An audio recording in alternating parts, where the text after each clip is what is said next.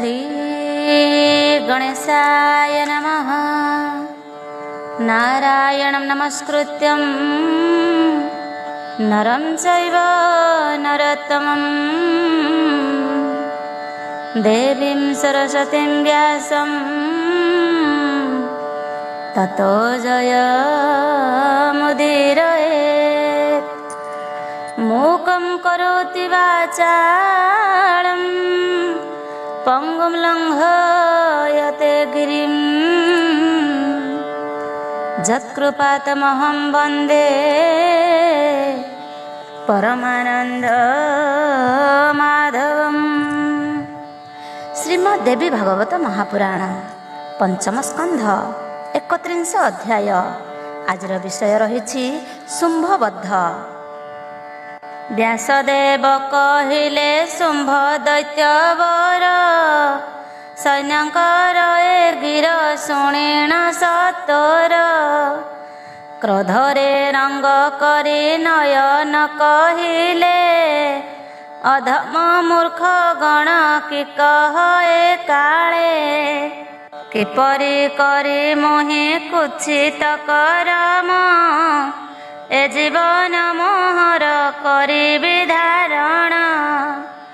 अमात्य भ्रातृगण विनाश कराई निर्लजरे विहार करिबी कि मुहि। शुभाशुभ कर्मर करता केवल बलवंत अटई काल सदा काल। रूपहीन से अनिर्वार्य काल सीना प्रभु पण करई सदा मोर सेना। ए विषय शुभाशुभ को विचारिण चिंता करिकी अबा करिबी मो पुण। जीव जाहा करिब ताहा ही होइब चिंता कले कि हेब मरण तो ध्रुव। सेपरि काल सेवा करी बाटी जेबे दैव अतिक्रमरे समर्थ के हेबे। पर्जनी की भरोसा समय छाड़िण श्रावण मासरे कि न करी वर्षण। मार्गशीरे पौषरे माघरे फाल्गुने अकाଳରେ ବର୍ଷଣ କରଇ କି କ୍ଷଣେ। ତେଣୁ ଦୈତ୍ୟ ଅପେକ୍ଷା କାଳ ଶ୍ରେଷ୍ଠ ନୁହେଁ କେବଳ କାଳ ମାତ୍ର କାରଣ ବୋଲାଏ। ଦୈବ ଏକା କେବଳ ସଦା ବଳବନ୍ତ ଅନ୍ୟଥା ନ ହୁଇ ଦୈବ ନିର୍ମିତ। दैव एका प्रधान अटे मु जाणई पुरुष कारधिक निष्फल अटई। जे सुनि शुंभ समस्त देवं को जिणिला सही क्षुद्र नारी करे मरिला। महावीर कत रजत मलाणी जस छाड़ी जीवन आशा छाड़िलाणी। जगत कर्ता ब्रह्मा जगत ईश्वर निज आयु संपूर्ण होइले सतोर। परार्ध काल मात्र न पारंती रही ब्रह्म दिने चतुसहस्र जुग होई। ए चतुसहस्र जुगे चतुर्दश इंद्र निधन होई जाती पाई मृत्यु मंद। निष्ठुर दुई गण समय रे विष्णु विलीन होई जाती से सर्वसहिष्णु। जिष्णुर दुई गुण समय रे विष्णु विलीन होई जाती से सर्वसहिष्णु। हरिंकर द्विगुण काले मृत्युंजय क्षय प्राप्त हुअन्ति होई मृत्युंजय। एहेतु आरे मूढ़े दैव कृत्य मृते ଚିନ୍ତାରେ ବ୍ୟଥି ହେବା କାହିଁ ପାଇଁ ଚିତ୍ତେ। ଧରା ଧର ଧରଣୀ ସୂର୍ଯ୍ୟ ଚନ୍ଦ୍ର ଆଦି ସମସ୍ତେ ତ ମରନ୍ତି କାଳେ ହୋଇ ବାନ୍ଧି। ଜନମିଲେ ମରିବ ମରିଲେ ଜନ୍ମିବ ପରମ୍ପରା ଏପରି ଦୈବକୃତ ଧ୍ରୁବ। ନଶର ଦେହ ବହି ସ୍ଥିର ଯଶଟିରେ ରଖିବାର ଯତନ କରିବ ବିଧିରେ। ସୁସଜ କର ରଥ ସମରକୁ ଯିବି ଦୈବ ଯୋଗେ ମରିବି କି ଜୟ ଲଭିବି। ଶୁମ୍ଭାସୁର ଏପରି କହି ସୁସେନାଙ୍କୁ ଆରୋହଣ କରିଣ ମହତ ରଥକୁ। ହୈମବତୀ ଅମ୍ବିକା ହିମାଳୟ ଥିଲେ ତାହାଙ୍କ ସନ୍ନିଧାନେ ଦ୍ରୁତ ଗତି କଲେ। ହସ୍ତୀୟ ସରଥ ପଦାତି ଚତୁର୍ବିଧ ଅସ୍ତ୍ରଶସ୍ତ୍ର ସଜ୍ଜିତ ହେଲେ ସେନା ମଧ୍ୟ। ଶୁମ୍ଭରାଜ ବୀରଙ୍କ ପଛରେ ଧାଇଁଲେ ସମସ୍ତେ ହିମାଳୟ ଉପସ୍ଥିତ ହେଲେ। ତ୍ରିଭୁବନ ମାନସ ମୋହିନୀ ଅମ୍ବାଙ୍କୁ ସନ୍ଦର୍ଶନ କରିଲେ ସିଂହ ବାହିନୀଙ୍କୁ। ସମସ୍ତ ଅଳଙ୍କାରେ ହୋଇ ଅଳଙ୍କୃତା ରହିଛନ୍ତି ସେ ଦେବୀ ସୁଲକ୍ଷଣ ଜୁତା। ଗନ୍ଧର୍ବ ଦେବ ଯକ୍ଷ କିନ୍ନର ନବ୍ଧରେ ଥାଇ ପୂଜା କରନ୍ତି ନାନା ସୁମନରେ। ସ୍ତବ ପ୍ରିୟା ସତୀଙ୍କୁ କରୁଛନ୍ତି ସ୍ତବ କରନ୍ତି ବାରମ୍ବାର ଦେବୀ ଦରରବ। କରିଣ ମନୋହର ଘଣ୍ଟା ନିନାରଦ ଶତ୍ରୁହୃଦ କର୍ଣ୍ଣକୁ କରନ୍ତି ତବଦ। ଏହିପରି ଅମ୍ବାଙ୍କୁ ଦେଖି ଶୁମ୍ଭାସୁର ଶମ୍ଭୁ ପର ମୋହିତେ ମୂର୍ଚ୍ଛା ହେଲା ବୀର। ଶମ୍ଭୁରାରି ଶରରେ ପ୍ରପୀଡ଼ିତ ହୋଇ ମନେ ମନେ ରୂପେ ଚିନ୍ତା କଲା ସେଇ। ଆହା ଏ ଅବକାର ଅଟେ କି ସୌନ୍ଦର୍ଯ୍ୟ ଆହା ମହା ଅଦ୍ଭୁତ ଅଟଇ ଚାଚୁର୍ଯ୍ୟ। ପରସ୍ପର ବିରୋଧୀ ହେଲେ ଦେହେ କୋମଳତା ଧୈର୍ଯ୍ୟ ରଖିଛନ୍ତି ସ୍ନେହ। ଏତେ ବଡ଼ ଆଶ୍ଚର୍ଯ୍ୟ କୋମଳ ନବୀନା ପୂର୍ଣ୍ଣଚନ୍ଦ୍ର ଆନନା ସମ୍ପୂର୍ଣ୍ଣ ଯୌବନା। କାମର ପ୍ରଭାବରେ ଦରର ଅଙ୍କରେ ପ୍ରେମରେ ବସି ନାହିଁ ମାତ୍ର ନିଶଙ୍କରେ। ରତି ପରି ଏ ସତୀ ସୁଲକ୍ଷଣା ହୋଇ ବଳବନ୍ତ ଦୈତ୍ୟକୁ ବଧି ଦେଲା ଏହି।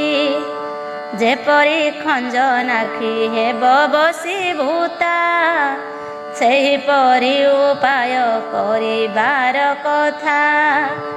ନାହିଁ ତ ମୋ ପାଶରେ ବଶୀକୃତ ମନ୍ତ୍ର କେଉଁ ତନ୍ତ୍ରେ ବିଗଣା କରିବି ସ୍ୱତନ୍ତ୍ର। ମଦ ଗର୍ବେ ମୋହିନୀ ସୁନ୍ଦରୀ ରମଣୀ ହୋଇଅଛି ସମସ୍ତ ମନ୍ତ୍ରମଣି ଖଣି। ବଶୀଭୂତା ହେବାର ଏ ଯୋଷିତ କର ନ ଦେଖ ଇ ଉପାୟ କିଛି ଅପାର। ଛଣାପଣା ବୀଣାଦି ଜିଣା ଯେ ବଚନ ମୁଦୁଗିର ଭେରୀର ନିଶନ ସମାନ।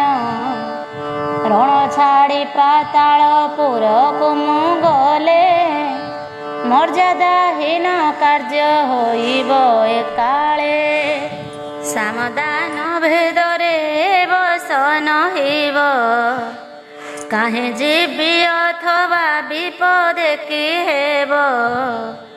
ରମଣୀ करे ମଲେ ହେବ ଯଶ ହାନି ଉତ୍ତମ ରଣ କାର୍ଯ୍ୟ ନ ହୋଇବ ପୁଣି। ସମାନ ବଳି ବୀରେ କଲେ ସିନା ରଣ, ମଲେ ସେ ଭଲ ମୃତ୍ୟୁ କହେ ଋଷିଗଣ। ଦେବଙ୍କରେ ନିର୍ମିତା ହୋଇ ଅସାମାନ୍ୟ, ପ୍ରେମ ଶିଳା ଅବଳାଏ ନବ ନବୀନ। ଦାନବ ବଂଶ ନାଶ କରିବାରେ ବଳେ, ବଳବତୀ ହୋଇଣ ଆସିଛି କାଳେ। ସାମବାଣୀ କାହିଁକି କରିବି ପ୍ରୟୋଗ, ପ୍ରୟୋଜନ ନାହିଁ ତ ଏ ଶ୍ୟାମର ଆଗ। ବିନାଶ କରିବାକୁ ମୋତେ ଆସିଛି, ସମବାକ୍ୟେ ପ୍ରସନ୍ନ ନ ହୋଇବ କିଛି। ଅସ୍ତ୍ର ଶସ୍ତ୍ର କରରେ ଏ ଆସିଛି ଯେବେ, ଦାନ ଦ୍ୱାରା ନିବୃତ୍ତ ନ ହୋଇବ ତେବେ। ସବୁ ଦେବେ ଯେବେଟିଏ ହାର ଅଧୀନ, ବିଫଳ ହେବ ଭେଦେ ପ୍ରକାଶିଲେ ପୁଣ। ମୋ ପରି ବୀରଙ୍କର ସମର ଛାଡ଼ିବା, ମରଣର ସମତ ଆଉ କି ଲୋଡ଼ିବା। ଏହେତୁରେ ସମର କରିବ ନିଶ୍ଚୟ, ଭାଗ୍ୟରେ ଜୟୀ ହେବି ମରଣେ କି ଭୟ। ବ୍ୟାସଦେବ କହିଲେ ଏହା ଭାବି ଶୁମ୍ଭ, ଯୁଦ୍ଧ ହେତୁ ମାନସେ ଧରି ମହାଦମ୍ଭ। ଦେବୀଙ୍କର ନିକଟେ ହୋଇଣ ପ୍ରବେଶ, ଭାବି କରି କହିଲେ ବଳାଇ ସାହସ। ଏକାନ୍ତେ କାନ୍ତେ ଯୁଦ୍ଧ କର ଆସି ଦେବୀ, ପରିଶ୍ରମ ତୁମ୍ଭର ବୃଥା ହେବ ଭାବି। ମହାମୂର୍ଖ ତୁହିତ ଅନୁଚିତ କର୍ମେ, ପ୍ରବେଶ କରୁଅଛୁ ମତି ଭ୍ରମେ ଶ୍ରମେ। ତୁମ୍ଭ ପରା ନାରୀଙ୍କ ଏହି ପରିରଣ, ଦମ୍ଭ ଧରି କରିବା ଧର୍ମ ନୁହେଁ ଜାଣ। ରମଣୀ ମଣିଙ୍କର ଦୁଇ ଆଖି ବାଣ, ଭୁଜୁଗଳ କେବଳ ଧନୁ ବୋଲି ଜାଣ।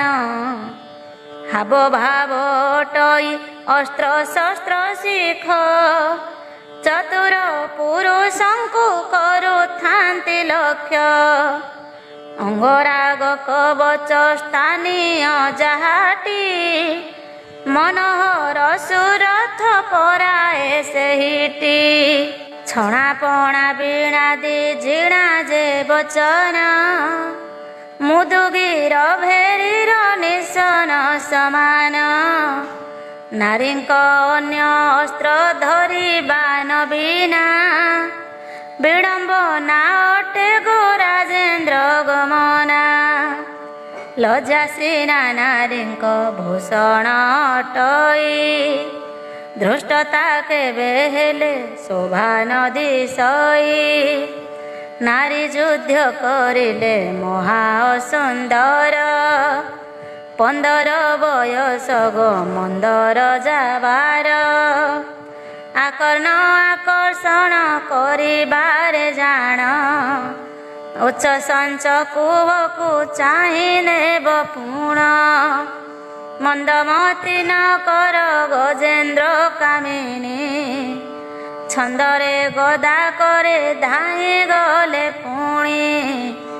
ଅସୁନ୍ଦର ଦିଶିବ ପରର ସମ୍ମୁଖେ, ବିରୂପ ମୁଖ ଟିକି ଦେଖିବ କେ ସୁଖେ। ପୁଣି ରଣ ରଙ୍ଗରେ କାଳିକା ବାଳିକା, ବୁଦ୍ଧି ପ୍ରଦା ତୁମ୍ଭଙ୍କୁ ହେଉଛନ୍ତି ଏକା। ଚାମୁଣ୍ଡା ଯେ ଚଣ୍ଡିକା ତୁମ୍ଭ ମନ୍ତ୍ରଣାରେ, ରହିଛନ୍ତି କେବଳ ରଣ ଗଣାରେ। କର୍କଶ ସୁରା ଶିବା ତୋତେ ରକ୍ଷା କରେ, ଭୟାବହ ତ ସିଂହ ବାହନ ନରରେ। ବୀଣା ଧ୍ୱନି ନ କରି କରୁ ଘଣ୍ଟା ନାଦ, ଏ ସମସ୍ତ ତରୂପ ଯୌବନ ବିରୋଧ। ଯୁଦ୍ଧରେ ଶ୍ରଦ୍ଧା ଥିଲେ କୁତ୍ସିତ ରୂପରେ, ଆଶରଣ ପଦାକୁ ପ୍ରମୋଦାବରାରେ। ଅମ୍ବ ଓଷ୍ଠ ଲମ୍ବା ଓ କାକ ବନ ହୁଅ, କରିଦିଅ ବିକୃତ ତୋର ଦନ୍ତ ଚୟ। ବିଡ଼ାଳ ପରି ଆଖି ପିଙ୍ଗଳ କରିଣ, କୁତ୍ସିତ ନଖ କର ସୁଦୀର୍ଘ ଚରଣ। ଏହିପରି ବିକୃତ ସ୍ୱରୂପକୁ ବହି, ଆଶରଣ ପଦାକୁ ପ୍ରାଣ ମୂର୍ଚ୍ଛା ଦେଇ। କଠିନ ବାଣୀ କହ ତୋ ସହ ବିଗ୍ରହ, କରିବଇଁ କେବଳ ତେଜି ଦେଇ ସ୍ନେହ।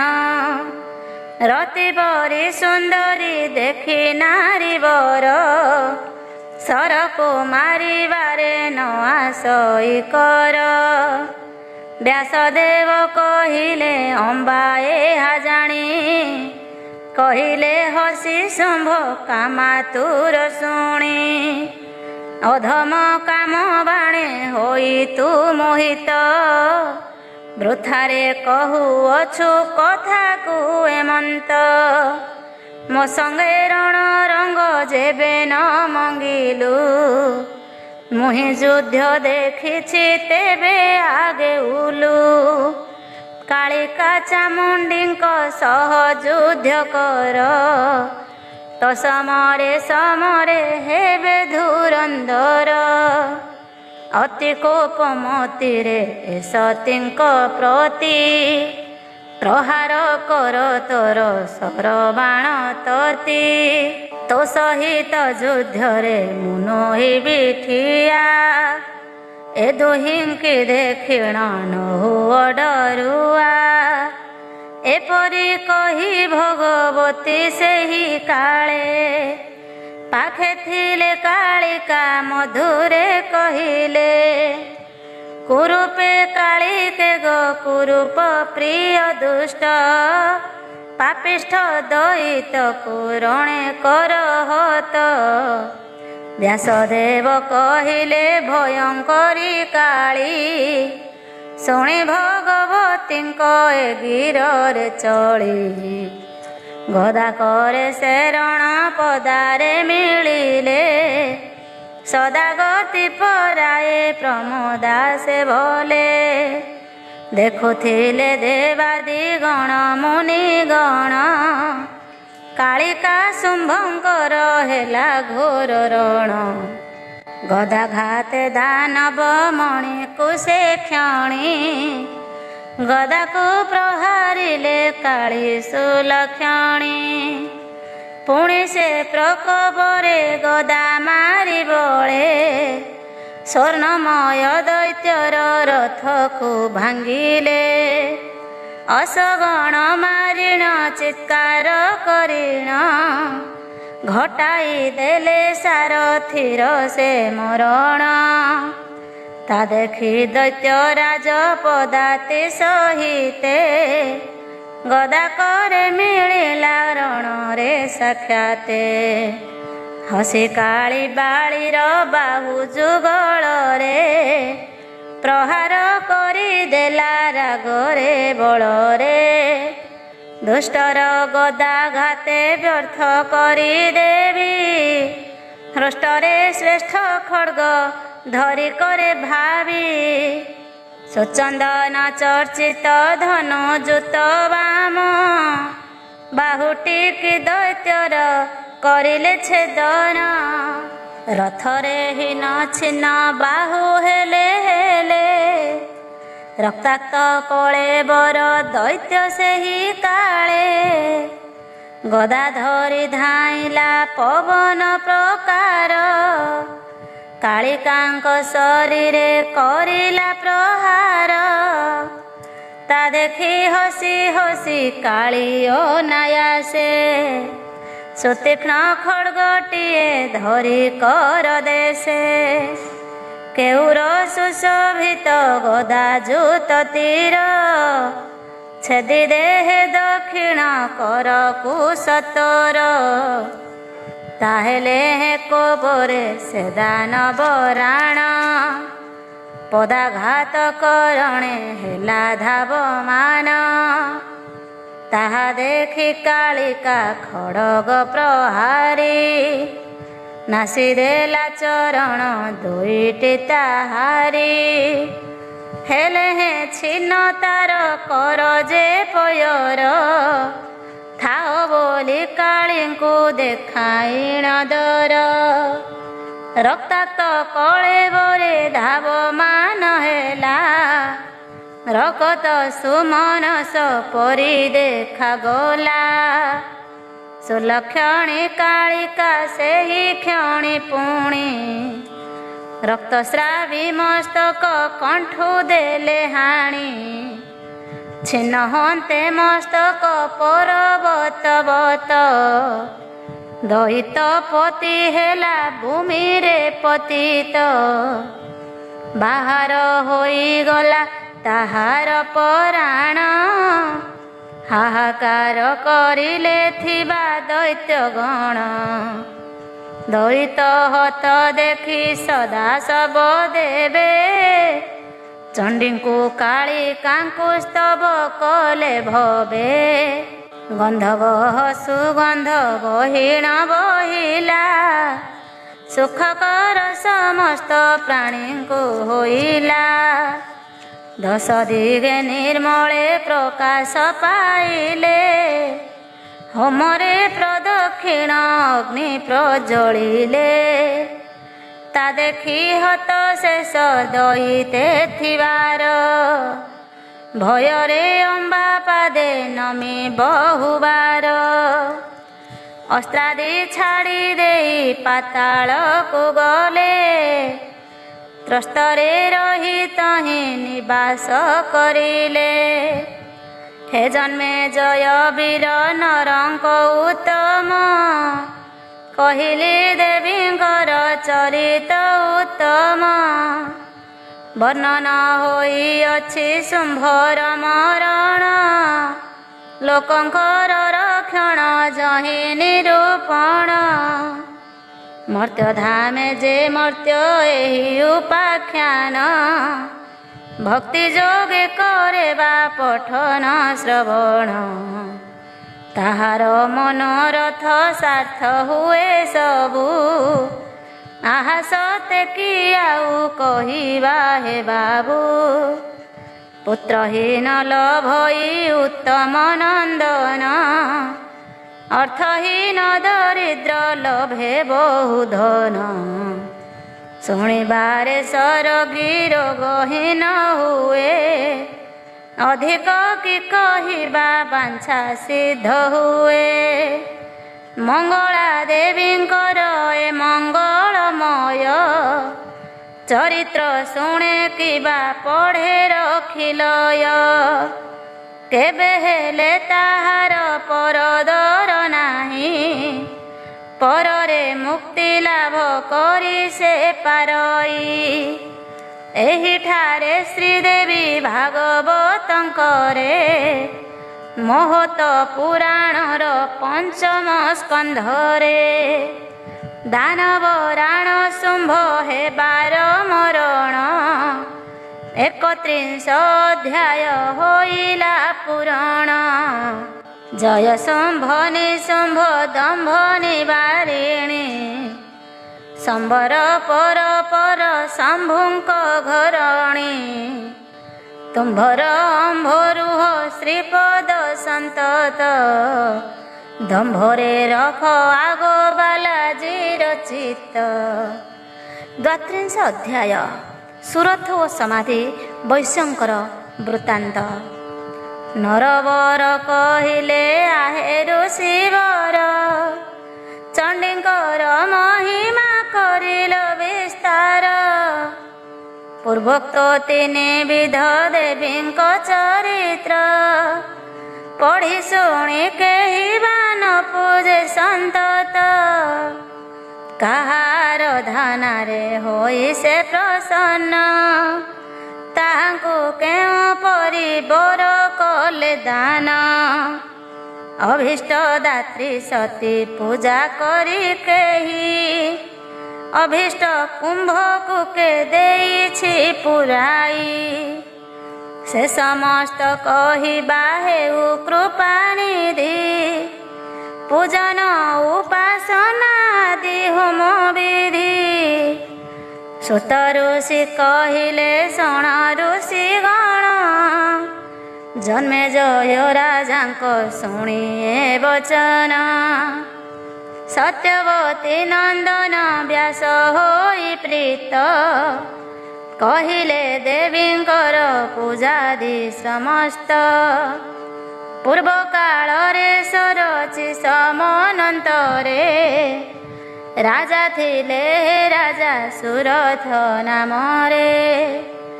ଉଦାର ସୁରଚିତ ସତ୍ୟପରାୟଣ, ପାଳନ୍ତି ପ୍ରଜା ପୁଞ୍ଜ ରଞ୍ଜଇ ସମନ।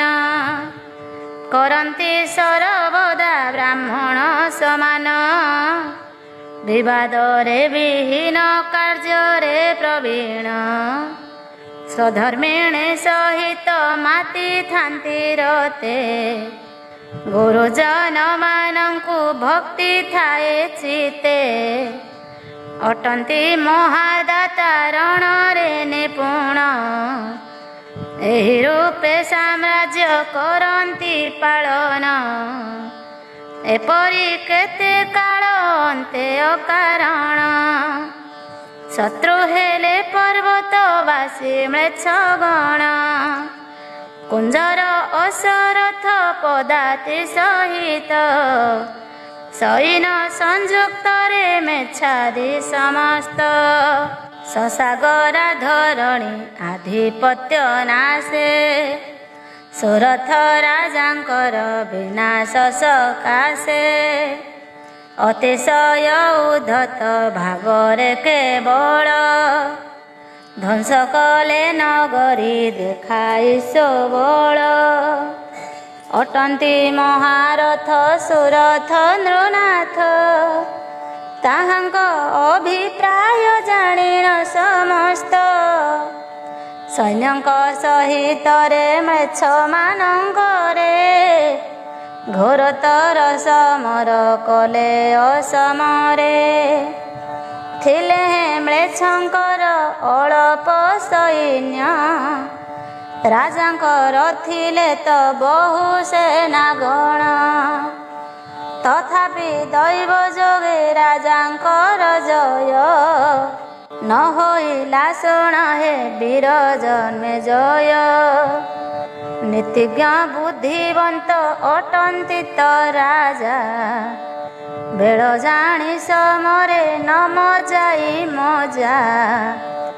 ଦୁର୍ଗଜୟ ରଖତ ନଗର ମଧ୍ୟରେ, ପ୍ରବେଶ କଲେ ଯାଇ ଭୟରେ ସଧୀରେ। ଦେଖିଲେ ଆପଣାର ମହାମନ୍ତ୍ରୀ ଗଣ, ଶତ୍ରୁଙ୍କର ପକ୍ଷରେ ରହିଛନ୍ତି ପୁଣ। କି କରିବେ ଦୁଃଖରେ ବହୁ ଚିନ୍ତା କଲେ, ମାନସରେ ପରି ଭାବିଣ ସେ କାଳେ। ଏପରି ଖାବେଷ୍ଟିତ ଦୁର୍ଗରେ ରହିଣ, କରିବ କି କାଳକୁ ପ୍ରତୀକ୍ଷା ଏ କ୍ଷଣ। ଅଥବା କରିବି କି ଯାଇ ମୁଁ ସମର, ଏହା ଭାବି କିଛି ନ କରିଲେ ସ୍ଥିର। ମନ୍ତ୍ରୀ ତମୋହର ଶତ୍ରୁ ବଶୀଭୂତ, ତାଙ୍କ ସହ ମନ୍ତ୍ରଣା କରାଅ ନଚିତ। ମନ୍ତ୍ରୀ ଶତ୍ରୁ ହସ୍ତେ ସମୟରେ ମୋତେ, ପ୍ରଦାନ କରିଦେଲେ କି କରିବି ସତେ। ପାପୀଠାରେ କଦାପି ବିଶ୍ୱାସ କରିବା, ନୁହେଁ ତ ଉଚିତ କିପରି କରିବା। ଲୋଭବ ସେ ମାନବେ ସମସ୍ତ ଅରିଷ୍ଟ, କରିବାରେ କିଛି ନାହିଁ ତାକୁ ରିଷ୍ଟ। ହିତାହିତ ନ ଜାଣି ଲୋଭର ବଶରେ, କରୁଥାଇ ଦ୍ୱେଷଟି ପାପୀ ସନ୍ତତରେ। ଗୁରୁ ପୂଜ୍ୟ ଦ୍ୱିଜଙ୍କୁ ପିତାଙ୍କୁ ମାତାଙ୍କୁ, ନାଶ କଲେ ବନ୍ଧୁଙ୍କୁ ଭାଇଙ୍କୁ ମିତ୍ରଙ୍କୁ। ଏହେତୁ ଶତ୍ରୁପକ୍ଷ ପାପୀ ମନ୍ତ୍ରୀଙ୍କର, ନୁହଁ ତ ଉଚିତ ବିଶ୍ୱାସୀ ହେବାର। ଏପରି ସେ ସୁରଥ ଭାବିଣ ଚିନ୍ତାରେ, ଏକାକୀ ଅଶ୍ଵେ ବସି ଦୁଃଖିତ ଚିତ୍ତରେ।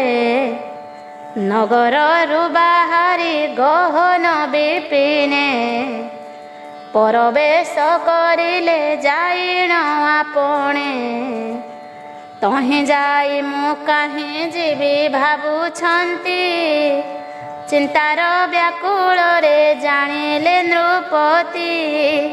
ତାପସ ମେଧାବନ୍ତ ସୁମେଧା ଋଷିବର, ଏଠାରୁ ତ୍ରିଯୋଜନେ କରିଛନ୍ତି ଘର। ତାହାଙ୍କର ଉତ୍ତମ ଆଶ୍ରମକୁ ଯିବି, ବିଶ୍ରାମ କରି ତହିଁ ଶ୍ରମ ହୋ ଯାଇବି। ସେ ଆଶ୍ରମ ନଦୀର କୂଳେ ତରୁ ମୂଳେ, ରହି କରି ବିରାଜି ଦିଶେ ସଦାକାଳେ। ପରସ୍ପର ବୈରିତ ଛାଡ଼ି ହିଂସ୍ର ପ୍ରାଣ, ବିଶ୍ୱାସରେ କାଳକୁ କଟାଅନ୍ତି ପୁଣ। କରୁଛନ୍ତି କୋକିଳ ମଧୁର ନିଶ୍ୱନ, ଶିଷ୍ୟକୁଳ କରନ୍ତି ବେଦ ଅଧ୍ୟୟନ। ଛନ୍ଦ ନାହିଁ ସ୍ୱଚ୍ଛନ୍ଦ ଭାବରେ ବିହାର, କରନ୍ତି ମୃଗ ଗଣ ତା କେଡ଼େ ସୁନ୍ଦର।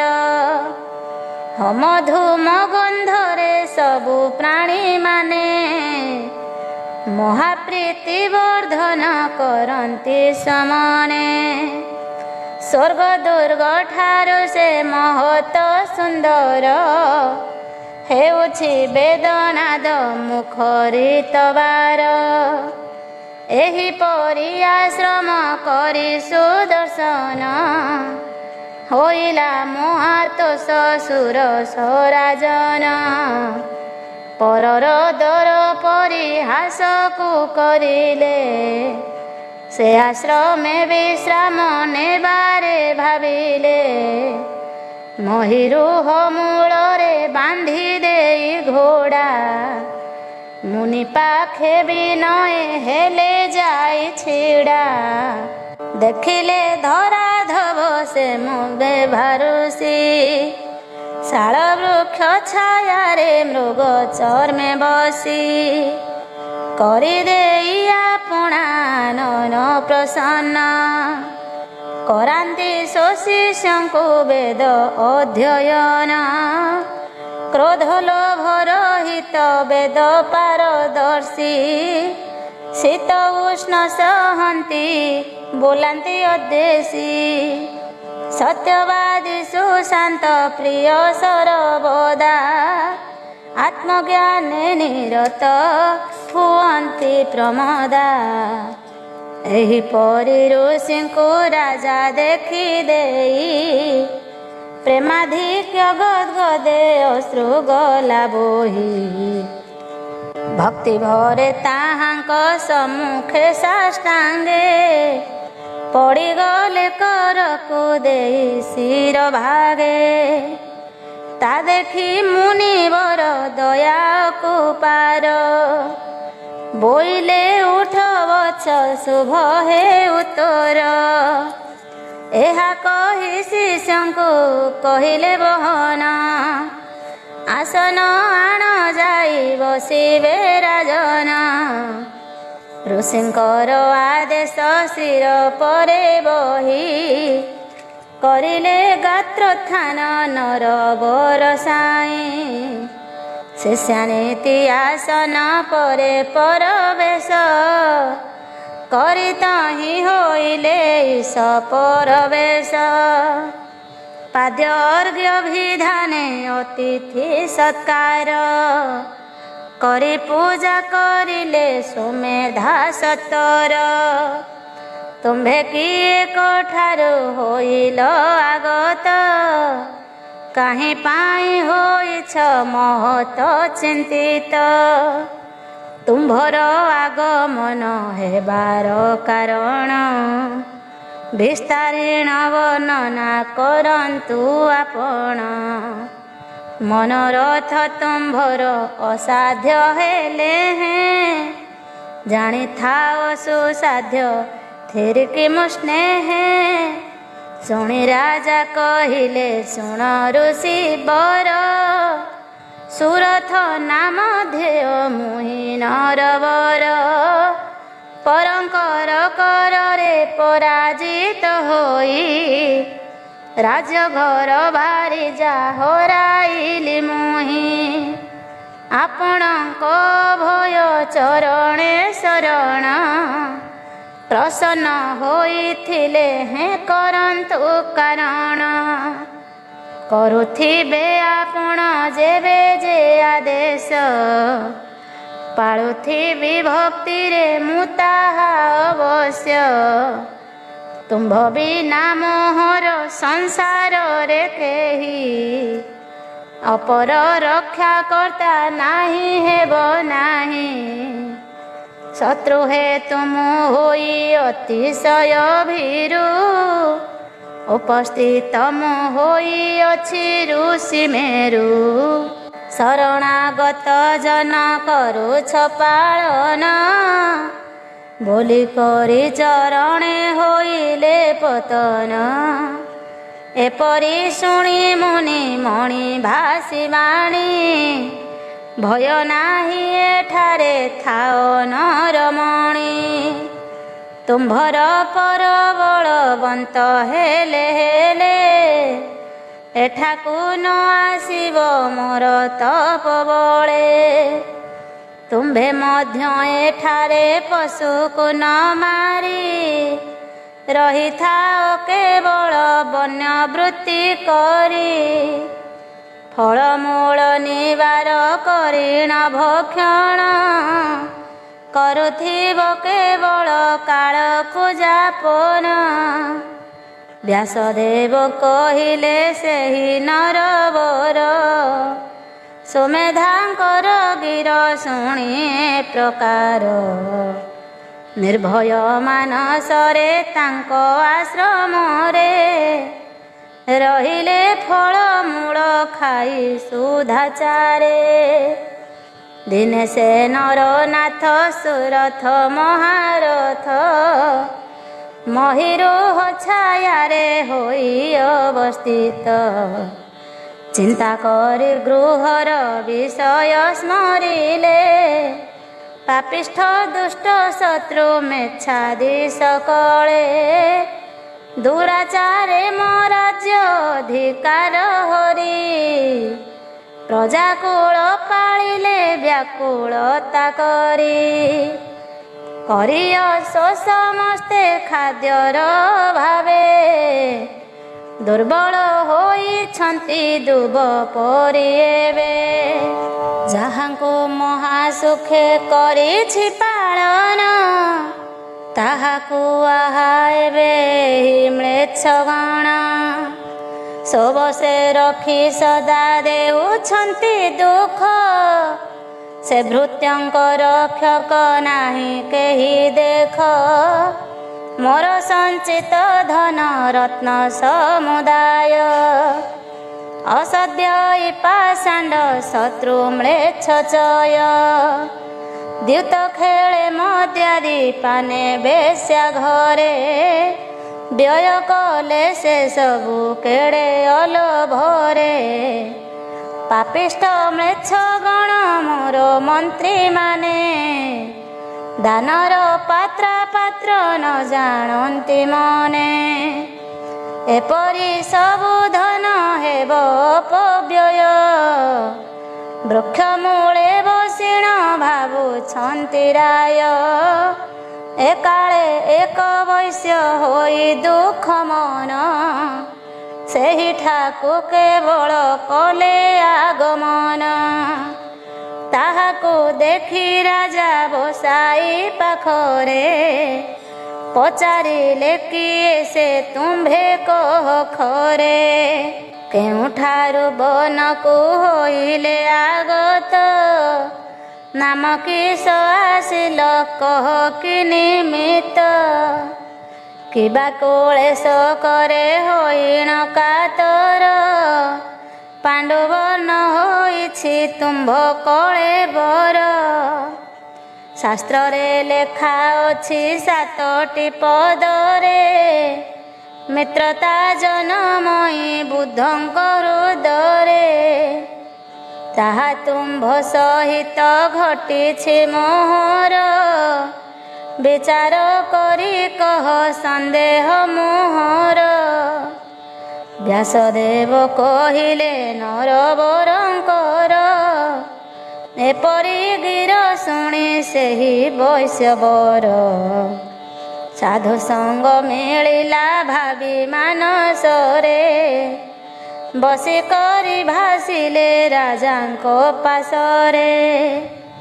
ହେ ମିତ୍ର ବର ମୁହିଁ ଜାତିରେ ତ ବୈଶ୍ୟ, ସମାଧି ବୋଲି ନାମ ମୋହର ପ୍ରକାଶ, ସତ୍ୟଶୀଳ ଧାର୍ମିକ ମହାଧନବାନ, ଅଟଇ ମୁହିଁ ଜାଣ ଅସୂୟା ବିହୀନ, ତଥାପି ମୁଁ ଭାରି ଯା ପୁତ୍ର ଅର୍ଥ ଲୋଭେ, ହେ ନର ବର ଦୂର କରିଦେଲେ ବେ।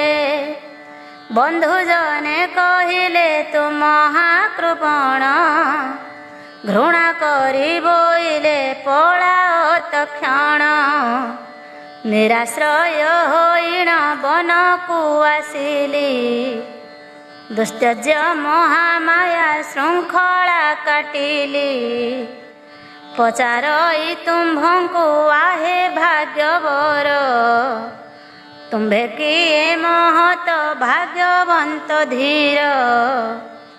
ଶୁଣି ରାଜା କହିଲେ ମୁଁ ସୁରଥ ରାଜା, ଆସିଅଛି ତେଜିଣ ସାମ୍ରାଜ୍ୟ ପରଜା, ଦସ୍ୟୁଙ୍କର କ୍ରୀଡ଼ାରେ ମନ୍ତ୍ରୀ ପ୍ରତାରଣେ, ରାଜଭ୍ରଷ୍ଟେ ଆସିଲି ମହାରଣେ, ଭାଗ୍ୟ ବଳେ ମିଳିଲ ହେଲ ମୋର ମିତ୍ର, ଏଠାରେ ଦୁହେଁ କାଳ କରିବା ବାହିତ, ରମଣୀୟ ବୃକ୍ଷର ମୂଳର ଛାୟାରେ, ବିହାର କରୁଥିବା ସୁଖେ କାନନରେ, ହେ ବନ୍ଧୁ ଶୋକ ଛାଡ଼ ସ୍ଥିର କର ମନ, ମୋ ସହିତ ସୁଖରେ କର ବନେ ସ୍ଥାନ। ବୈଶ୍ୟବର କହିଲା ଶୁଣ ନରବର, ମୋ ବିରହେ ମୋହର କୁଟୁମ୍ବ ନିକର, ଚିନ୍ତାରେ ଦୁଃଖ କରି ଶୋକାକୁଳ ହେବେ, ପୀଡ଼ାଗ୍ରସ୍ତେ ସେ ଇତସ୍ତତରେ ବୁଲିବେ, ମୋହର ପ୍ରାଣ ପ୍ରିୟା ସହ ଧର୍ମିଣୀର, ନ ହୋଇବ ସୁସ୍ଥଟି କ୍ଷଣେ ଶରୀର, ପ୍ରିୟତମ ପୁତ୍ରର ଦେହ ସୁଖ ନାହିଁ, ଏହିପରି ଚିନ୍ତାରେ ଚିତ୍ତ ସ୍ଥିର ନାହିଁ, ଦେଖିବି କେବେ ପ୍ରାଣ ପ୍ରିୟାର ବଦନ, ନନ୍ଦନ ଯେ ସଜନ ଆପଣା ସଦନ, ଏପରି ଗୃହ ଚିନ୍ତା ବିଷୟରେ ମୋର, ନ ହୋଇବ ମାନସ ସ୍ଥିର ନରବର। ମହାରାଜା କହିଲେ ଆହେ ମହାମତେ, ତୁମ୍ଭ ଗିରେ ଆଶ୍ଚର୍ଯ୍ୟ ଲାଗିଲା ତ ମୋତେ, ତୁମ୍ଭର ଦୁରାଚାର ଦୁଷ୍ଟ ନାରୀ ପୁତ୍ର, କରିଛନ୍ତି ତୁମ୍ଭଙ୍କୁ ଯଦ୍ୟପି ତ୍ୟକ୍ତ, ଦେଖି ତାଙ୍କ ମୁଖରୁ ଲଭିବ କି ସୁଖ, ହିତକର ପରଟି ବରଂ ପ୍ରିୟ ଦେଖ, ମିତ୍ର ହୋଇ ଯେବେ ସେ ଅହିତ କରଇ, ସେହି ତ କି କହିବି ମୁହିଁ ଅହିପରି, ଏହେତୁ ଚିତ୍ତ ସ୍ଥିର କର ବୈଶ୍ୟବର, मनोहर रण्य मध्यरे विहर वैश्य से तो कहिला आहे महाराज ସେହି ନାରୀ ପୁତ୍ରାଦି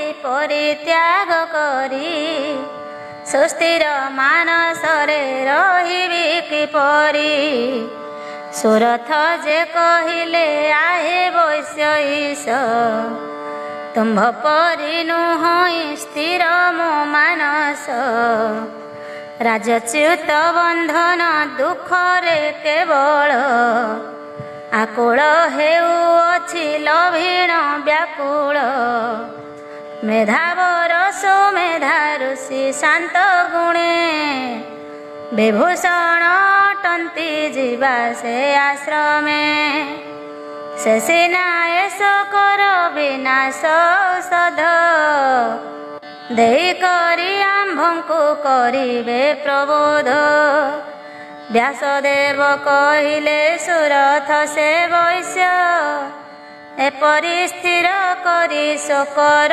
ସନ୍ଦେଶ ପଚାରିବା ଇଚ୍ଛାରେ ବିନୟ ଭାବରେ ପ୍ରବେଶ କଲେ ଯାଇ ଋଷିଙ୍କ ପାଶରେ ଶାନ୍ତମୟ ଋଷିଙ୍କୁ ନମସ୍କାର କରି ଉପସ୍ଥିତ ହୋଇଲେ ବୈଶ୍ୟ ଚାପଧାରୀ ଶାନ୍ତି ଲଭି ନିତାନ୍ତ ଆପଣା ଉଦନ୍ତ ପ୍ରକାଶିଲେ ସମସ୍ତ କାଳେ ହେମନ୍ତ ଏହିଠାରେ ଶ୍ରୀଦେବୀ ଭାଗବତଙ୍କରେ ମହତ ପୁରାଣର ପଞ୍ଚମ ସ୍କନ୍ଧରେ ସୁରଥ ନରନାଥ ବନେ ହେ ଭାଗବତ 32ଟି ଅଧ୍ୟାୟ ହେଲା ସମାପତ ସୁପର୍ବଣ ସେବିନେ ପାର୍ବତୀ ଚନ୍ଦ୍ରାନନେ ବାଲାଜୀର ହୁଅ ଗୋ ଅଭୀଷ୍ଟ ଦାୟିନେ।